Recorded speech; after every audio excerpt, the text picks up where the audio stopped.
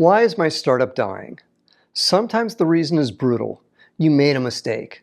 Sometimes through no fault of your own. Your world changes in an instant. You lose your major customer. The market changes overnight. Whatever the reason, you don't have much time to fix a dying startup. If things don't start turning around quickly, you'll be out of time and money, and your startup will be dead. I've been there. We were weeks away from shutting down. Our lead investor pulled out, and we were burning too much cash. In 6 weeks, we turned it around, but it took layoffs, slashing salaries, doubling down on execution, and a little luck to survive. I don't want this to happen to you. In today's video, I'll share with you the 3 steps you need to take to save your startup. I hope you like it. Hi, I'm Brett. On my channel, I help early stage startup CEOs like you raise money and grow your startup. So, if this sounds like you, then hit the subscribe button and the bell so you get notified every time I release a new video. Before I go through the 3 steps, it's critical to understand you don't have much time. In a typical turnaround, you might have months to analyze the situation. Then you would have a year or 2 to take action and fix the problem. Everything in a startup is compressed. Depending upon how bad your situation is, you have maybe a few weeks to identify the problem, stop the bleeding, and implement your plan. That's it. So let's get started with step number 1. Step 1, identify the problems. In our case, it was obvious what was going on. One of our 2 lead investors decided not to support our next round of funding. We had 6 weeks to replace them in our investor syndicate, keep the existing investors in the syndicate, and find funding, all at the same time. Your situation might not be as obvious. It could be your team is failing. It could be your end market has undergone a dramatic change. It could be you lost the customer that was driving 90% of your revenue. Whatever the issue is, you have to identify it quickly. Time is of the essence. This means days, not weeks. In this stage, you should meet with a few key lieutenants and come to an agreement about what the problem is. In my opinion, the best way to handle this is first, outline the high-level issues you see. Make sure you set a tone of urgency. Then you want to listen to your team. Hopefully, you've built a culture of transparency. Regardless, you have to find a way to get your team to speak their mind. This is not the time for niceties. Emotions are high. This meeting could be loud and ugly. That's okay because you want. Make that you desperately need brutal honesty. However long it takes, keep meeting until everyone agrees on the core problem. But there may be other problems that you'll need to address along the way too. For example, let's say you need to shift your end market. You'll likely have to deal with money issues too. Finally, this is key. You can't fix everything at once. You need to prioritize the key issues.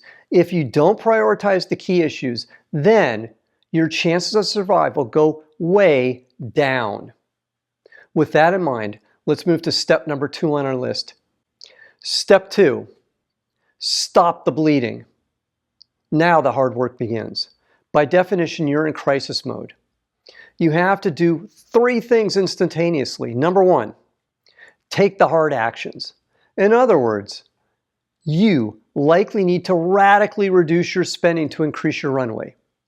Headcount is usually the dominant cost, so you'll likely have to make significant cuts to your team. And you might have to reduce salaries to the rest of your team. None of this is fun, but there's more to do. You'll have to freeze all spending. This could mean stopping your advertising, not buying new equipment. You might have to renegotiate or delay paying your rent. It might mean delaying vendor payments.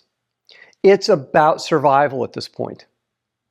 We had to take all of these actions to give us 6 weeks of runway. You are playing for time, and yes, you might do long-term damage to your company, but that's okay. You'll deal with this after you survive the crisis. But to survive, you'll need to complete this next piece. Number 2, communicate to your whole team. This is the most important part, and there are multiple things you need to get right. The first piece is you need to handle the layoffs properly. This means you need to be as generous as possible regarding severance pay. The second piece is you and your team need to treat each person you are letting go with class and grace. Remember, it's your fault, not their fault, that they're being laid off. Third, you need to communicate openly and honestly with the team what's happened, the situation you're in, and the amount of time and money you have left. In our case, we had to tell the team we had 6 weeks of money left, and the team that was left would go to minimum wage salaries during this time period. Then, open it up for questions. One of the smartest things we did was the executive staff and I reviewed the likely questions we would get from the team. Then, I gave my answers to the team, and the team gave me suggestions back. You want to do all of this in 24 hours or less. If you get this right, like we did, your team will be very supportive. There's more to communicating with your team that I'll get to in step 3. Next is the third piece. Number 3, keep your investors happy. You'll want to increase the level of communications with your investors, and in our case, with the new members of our investor syndicate. The idea here is to make sure everyone knows what the short-term goals are and what the next steps are. And don't be afraid to ask for your investors' help, your board of directors' help, and your advisors' help. However, it's critical that you don't scare your investors away. They need to feel that while the situation is dire, you're in control.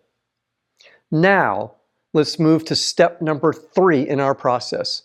Step 3, execute your plan. Usually when you make a change, less is more is the way to success. Again, this is an extreme situation. I'm assuming that you have weeks to save your company like we did.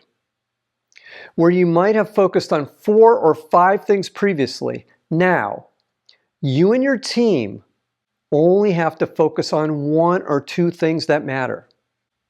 Everything else goes on the back burner. In our case, we had 4 potential investors, and we needed to get term sheets from at least 2 of them in the next 6 weeks to survive. Now, we ended up getting 3 term sheets. I spent my time essentially doing 3 things. First, closing the funding.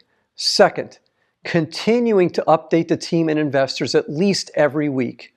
And third, dealing with any crisis that came up. My guess is you'll have to do something similar to this. Now, if this content is resonating with you, then please hit the like button right now. One final thought. You need to be calm while all hell is breaking loose around you. I'm not going to lie to you. There's a reasonable chance you'll fail. Everyone is going to be nervous and worried. That's okay. Your role is ignoring the odds, being the calm in the storm. Your team, your investors, your customers, and your vendors will all take their lead from you. Now, I have 3 more things for you today. First, if you want to work with me on your startup, then just scan this QR code. Second, you can use my free startup pitch deck template. It has all the slides you need to develop an awesome pitch deck. Scan the QR code to get yours for free. And third, join my free group of startup CEOs, Zero to Pitch. It's a community for startup CEOs focused on growing their startups and raising funding for their startups. Scan the QR code to join. And if you want help fixing your pitch, then just watch this free 20-minute training. Click this link. I think it's over my left shoulder. I'm Brett at brettjfox.com. Thanks for watching today. Take care. Bye.